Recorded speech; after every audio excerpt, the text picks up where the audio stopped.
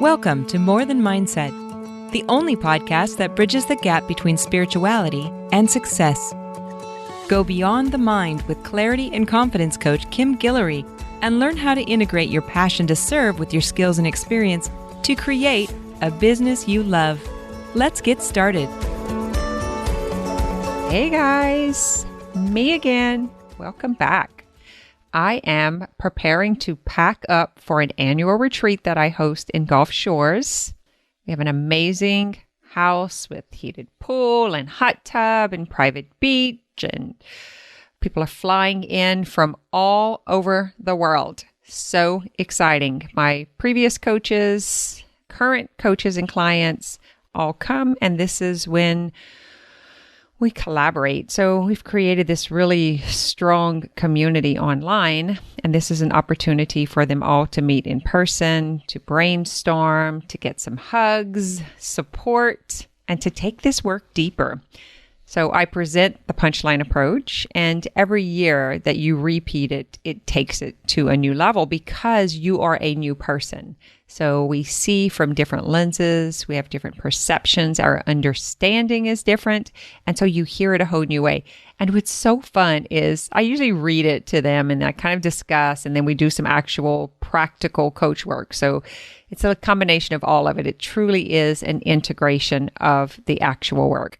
And as I'm reading it, I've often put the book down and then I'll say something to them to explain it. And then I pick it back up and I read, and it's exactly what I just said. So it's so funny. I don't know if you all know the story about when I wrote this book, but it basically just channeled through. So I knew where I was going and I got super present, and I did some investigating work, I guess you would say, or some outlining on how I've survived thus far. And I came up with these really simple steps, and then I just let the rest come through me. So it's really fun to read my own writing from the outside view and present it to the group.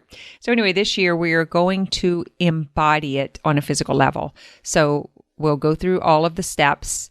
We'll do some coaching, we'll do some live processing and integrating, and then we're going to embody it in the physical body through a couple of different modalities. And then we for sure will start our mornings off with silence and with body movement. So it is yoga. I'm a yoga teacher, but it's going to be more about embodying the work, the whole entire process. So I'm excited. I am packing, preparing, got my mind lined up. And then when I leave there, I stay the week at the beach, and then I am heading to Atlanta for a retreat with Elizabeth Gilbert, Gabby Bernstein, Joe Dispenza, and quite a few other amazing people. So my next 2 weeks are going to be filled to the rim with awesomeness. I'm so fired up. My plan is to have an amazing experience integrating the work of the masters and all of the work with my coaches and clients as they come together. It's going to be a celebratory end of the year, in my opinion. That's what I'm expecting. Anyway, let's get started. Today, I want to talk about getting honest. So for you coaches, healers, leaders, teachers, entrepreneurs, I have a couple of questions for you. How much money have you made so far this year? How many clients do you have now? How many clients have you coached this year? Where did they come from? How many are repeat clients? How much money have you made with repeat business or with repeat clients? And how much is new money with new clients? How many of your clients have been referred by someone else? How many of the clients came through authentic marketing, like just meeting someone somewheres? Ask yourself these questions and write it all down. Because I've been talking to a few of my coaches and clients, and also I've done a few consultations. And these are the questions that most people cannot answer. I'm like, I know why, because I was much here myself. And it is about not wanting to see, not wanting to get honest, not wanting to look at the numbers, because you may want to see something here about your beliefs. And so I think it's very interesting when I'm asking them, like, how many clients do you have right now? How much money are you making? So that I can get an idea of how I teach them how to price their packages and how to bring their programs together according to what their specialty is and where their clientele is right now. And I always think it's super interesting that they're not sure. And I was like, well, how much did you make last year? And I'm not sure. Okay, let's just break this down. How much money have you made this month? Well, I need to add it up. So things like this are indicators, and that's it. It's not like saying, oh my God, you're doing something wrong, you should close your business, everything is terrible. It's not that at all. This is really about awareness and noticing where you are avoiding reality, where you are avoiding truth. And what's happening is when you do this, you're not really clear about what your beliefs are, but not just that. It prevents you from having a tangible plan moving forward because you don't really know where the clients came from that you have right now. And that's very important because you want to know what is working so you can turn the dial up on it. And you want to know what's not working so you can either retest it or try a different approach. But either way, you try something and then you measure the results. Once you measure the results, then you self-correct, auto-correct, or self-adjust. Does that make sense? But if you never measure the results, then you're just kind of spitting in the wind and seeing where it lands. This can be very dangerous for your business. And it's actually more along the lines of the amateur, right? It's like, well, I may get lucky and make a few bucks, and then I won't have to go back to my 9-to-5 job. If I can just pull it off and get me 3 or 4 clients, that'll take me through the end of the year. Like this kind of thinking is very, very dangerous because you're not actually recognizing the thoughts that's creating your results. And so I want to bring that to your awareness in this particular show. So I did this in my business very early on. I'm remembering like when I first opened my first little nail and tanning place, and my goal was like, how can I make back $3,000 in order like just not to fall on my face? Like, how can I bring back the minimum? That way I don't reach too far and then my plans are not too big. And then I'm pretty much kind of guaranteed to fail because I can figure out how to work my butt off for $3,000, that kind of thinking. And I remember doing it every single time I added on. And when I got to the part about, like, I ended up bringing in hair and a couple of tanning beds and, I kind of stayed with that. Then I moved into the wellness arena and I brought in ladies fitness. And I remember specifically trying to figure out like how to make $50,000 or $60,000 just to make sure I didn't lose. And this was truly my thought. Like, well, if at least I can do it long enough to get it paid for, then I'll just have it to use. Like I was already setting myself up for coming out even or failing. But I didn't know it because I didn't understand how my thoughts were creating my results back then. But I can so clearly, because I spent a lot of time freaking out every time I added on. So I can now so clearly see where I truly set the business up for the exact results I got. And so if you are doing this early on in your business and you can recognize it, then you can turn it around and notice what's the thoughts that's driving your current business model right now. And so what have you charged in your business since January of this year or in the last 6 months? Like you can just start with anything simple like that. You can say for the entire year, you can say for the month, or you can say for 6 months. Whatever it takes for you to sit down and find the courage to first look. That's where you start. So what I'm noticing is they're not even sure where to go and look up that information at.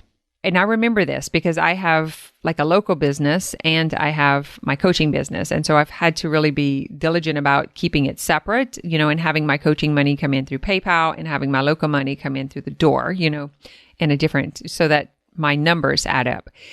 So that's one of the most common mistakes that I see is not being willing to see truth, because it's going to bust a hole in your theory of belief, right? And because you don't want to see it, you never look at it, you never write it down. So that way you think if you're not aware of it, it doesn't exist. But here's the truth. It does exist, and it is real. It's just that you are denying it, you're avoiding it, but it doesn't make it not true. People do this all the time with their emotions. They feel like things are really sucky, but they never really feel the suck, and instead they indulge in the feeling sucky, instead of staying with the process and allowing it to integrate, to release, and then to come out from under the water, right? And so not wanting to see it is going to keep you in it. The willingness to take a look and get honest, then you can self-correct. You can switch things around. So what is your goal? What do you need to feel and think, or think and feel, in order to take the action to get you those results? Write that down, keep it separate. Once you take the action, and you got to do the action more than once, guys. So it's not, I'm going to put a post, or I'm going to make one offer, or I'm going to tell my mama's sister who's from whatever, because she has a lot of friends. Like, that's not it. You have to do that a bunch of times. So once you find the aligned action and you take it several times, like at least 30 days, 60 days, maybe even 90 days, and you have to do it consistently. Once you do it for 30 days, test your results. What were the results at the end of those 30 days? And then you can adjust, you can correct, you can move them around, and you can try something. You just kind of tweak it, try something a little different, and do it again consistently for 30 days. The word consistently is the key. And then again, you want to test the results. How did that go? What worked? What didn't? What can I do differently? And then you'll adjust again. And so you could do this for months, for years, right? You will be getting some results in the meantime. Now, once you find what works, you keep doing that, but you have to stay looking at the results. That's why it's so important to get honest and notice where you are right now. Where are you starting? If you're not aware of this and you're not doing it, you're possibly going to be undercharging, overworking, spinning in misery and stuckness, and you're not going to be conscious of it. You're going to habitually just be running the story, spinning in it, and not know why you're miserable. And then you will say things like, this sucks. I don't know what I'm doing wrong. If I knew how, I would do it. I don't know. No one tells me. I'm not sure. If I knew for certain, I would do it for 30 days. I would do it for 60 days. So I want to assure you, there is no certain of what will work for you. The only certainty is to test your own theory, to go with your gut, and to be consistent. Because here's what a lot of you do, including me. You look for the mentor or the coach who's doing it and who is succeeding or partially succeeding, or looks like what you think yours should look like, whatever you judgment comparison you're using. And you try to do exactly what they're doing in their business in your business. But that's kind of like comparing labor. Have you ever really heard labor stories? Guys, everyone has a story about every single kid that was born. So look out if you're talking to somebody with 8 or 10 kids. You cannot compare your labor just like you cannot compare your business. You know what else? Hurricanes. The Weather Channel does this with hurricanes. Oh, here it comes. We see it coming in. It could be a hurricane. Oh, it's just a disturbance. Oh, it's a tropical storm. Oh, it's just like Rita. It's just like Andrew. Remember back in 1916, it was happened with, like, this is the stuff. This is what we entertain our minds with. None of it is legit. It is all drama, and it has nothing to do with your business and your results and the action that you take when you're feeling that way. That is what is responsible for your results, not what happened with Hurricane Audrey or Rita or Susie's second child or Lisa's 5th child or whoever when they were in labor, and trying to base your theory, your story, your life, your next step on that. It's insanity. So what I want to offer you today, get honest, get present, become aware of your current results. Write it down. Ask yourself, what are you doing to get these exact results? Is it working? How do I feel when I'm taking this action? Maybe I'm feeling fearful and I'm acting like I'm feeling confident, right? These are all things to test out your theory. It's questions that you want to become aware of so that you know how to get your results. Because that other person doesn't know how you can get the results for your business because they don't know your business the way you do. They don't know their clients the way you do. All you know is that they have succeeded. So the meteorologist who tracked Audrey in 19 whatever, that story carried on, and we're still talking about it today. Like, oh, when it came in here and it turned there and it went that way. But the winds were different, just like the people are different today, right? The temperature was different, just like your niche is different. The problems of the world are different. And it's the same thing with these hurricanes. And it's the same thing with these new babies coming in. Well, that one weighed 6'2", and this one was 3 weeks early. And this one was like, you see what I'm saying? Like, there's no way that you can take someone else's business and create that exact business because you are not the same person. Your clients are not the same person. The problems are not the same. Your experience is not the same. Your training is not the same. Your energy is not the same. Your beliefs are not the same. You talk differently, right? You show up in a different way. We might all have the same truth and we might be teaching the same theories, but we have a specific way that we teach it that is understood with certain people. So we attract different tribes. All right. Hope that was not confusing. Here's the last thing I want to say about this. Facebook, retreats, Instagram, someone else's community, whatever, is not responsible for your clients. Social media does not produce clients. Social media does not produce revenue. Retreats are going to distract you. Do not think that you can have an event and that you're going to pull clients from that event because your focus and attention is going to have to go to fill up the event. And it's going to take away from you signing up your clients. I know your brain thinks I'm wrong. Would you be willing to consider that I could be right? I've been doing retreats for many years. I consider myself an expert at it. I've taught many coaches how to have retreats. I've taught clients how to have retreats. I use retreats as an experience in my business. These clients who are coming to retreat are already paid clients or trained coaches. The retreat is an event that I offer for collaboration and community and to grow this conscious, cultured community that I want to live in, to survive in, to be a part of. So if you think the retreat is the revenue, you're highly mistaken. I see this all the time. The successful retreats are the events that bring the clients together. So be very careful how that's going to sneak in.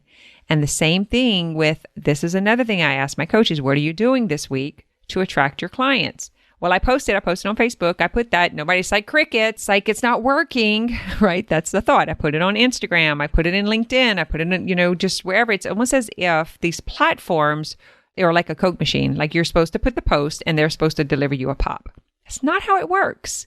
They are the medium in order for you to show up on, right? They are the platform where people can find you, where there are just millions of people and you're able to reach a bigger audience than your local community. It's a platform for you to share. It's not a Coke machine.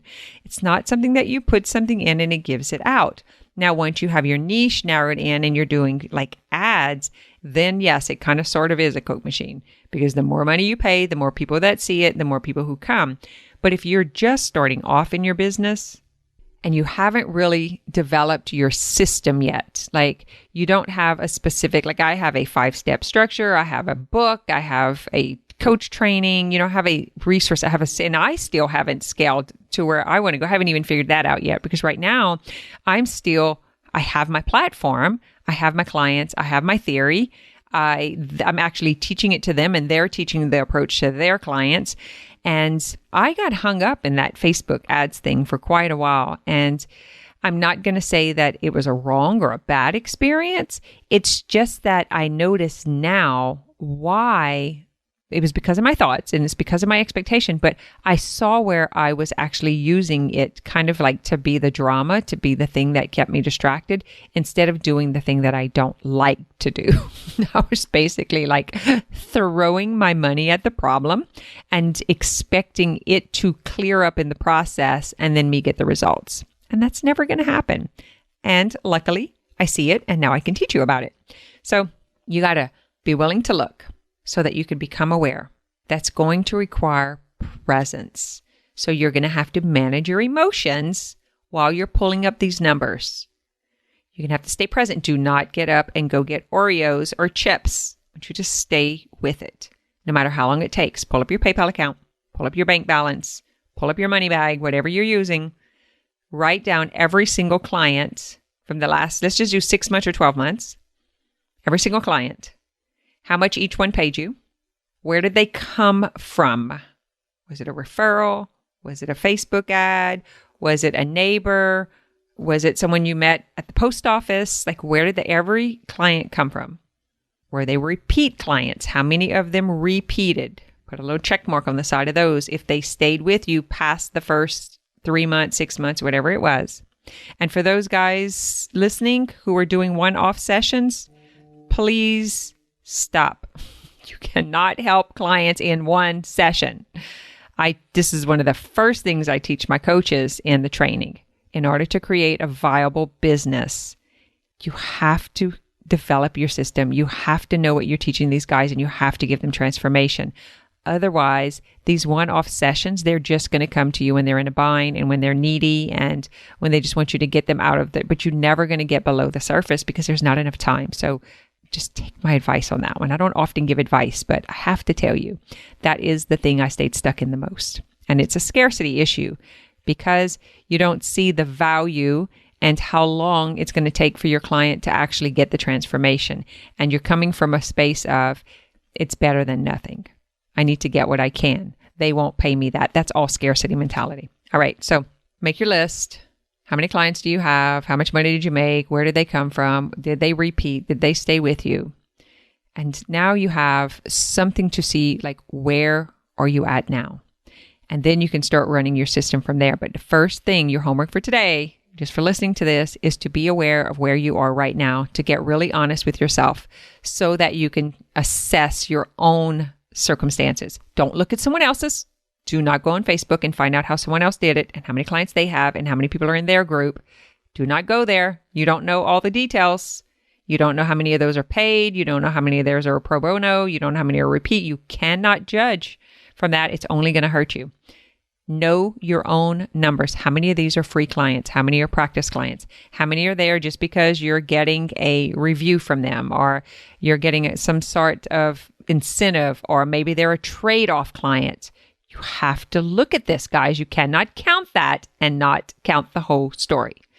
Okay, so do that. Get present. This is what it's going to take to create consciousness in your business.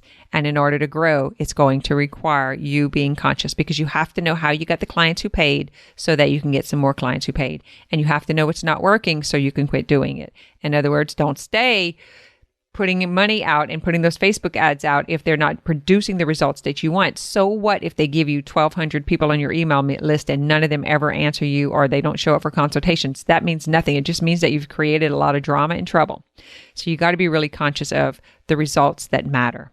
Next week, I'm going to tell you 4 simple steps to building your business. All right. Until then, get your homework done. You can find me in the Integrative Life Facebook group if you want to come and let me know what your results are.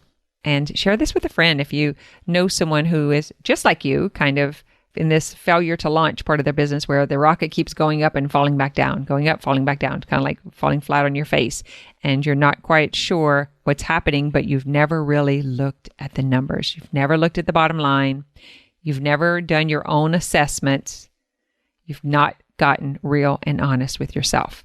You will do me a favor. This is kind of like decluttering your closet or your drawers or the pantry. Once you do it and you have a clear vision, you're going to feel so relieved. You're going to feel liberated from all of that busyness spinning around in your mind that you've been trying to avoid. And you'll be able to process the emotions and the fear and doubt that come up with all of this. Let that go. Then start fresh, but start with a clear picture so you know where you're going. It's kind of like getting on the highway without having any idea if you're going left or right. Right? You got to know where you're going so that you can know which way to go. All right, until next week. Thanks for listening to this episode of More Than Mindset. If you're feeling stuck on your journey to health, wealth, and relationships, head over to www.portal.kimguillory.com to learn more about the portal. It's a membership community where we take this work deeper, apply the concepts, and coach around the tough stuff.